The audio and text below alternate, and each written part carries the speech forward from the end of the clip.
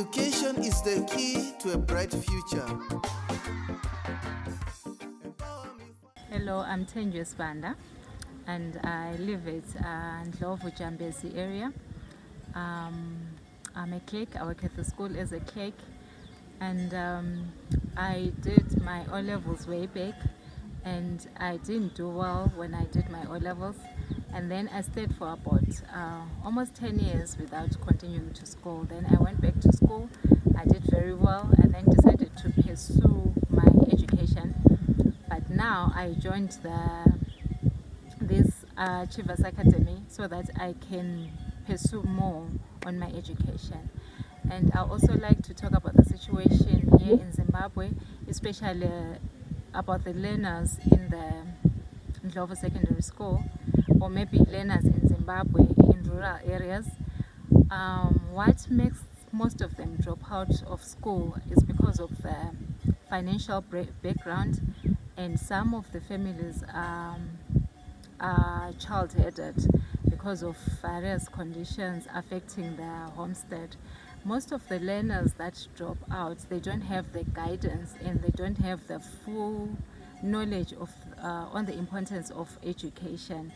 I guess the community also is the one to blame, because they don't really, like in the rural areas, they don't really encourage the children to value the education. So maybe one of the things is because they are not well informed, and the other thing is maybe lack of resources at school. And you find that learners, they go to school, they don't have enough resources, and they feel that going to school is a waste of the time. They would rather pursue the soccer at the community soccer. And the other thing is because, like, the children don't have maybe the resources that I spoke about. Finance is one of the major issues. They can't afford to pay fees, and this makes them to feel inferior to other learners at school, and they don't have proper uniforms so that they can fit in the school. And maybe they feel that they are not educational like intelligent. They feel like they are redundant when it comes to education, whereas children can learn more if they are taught.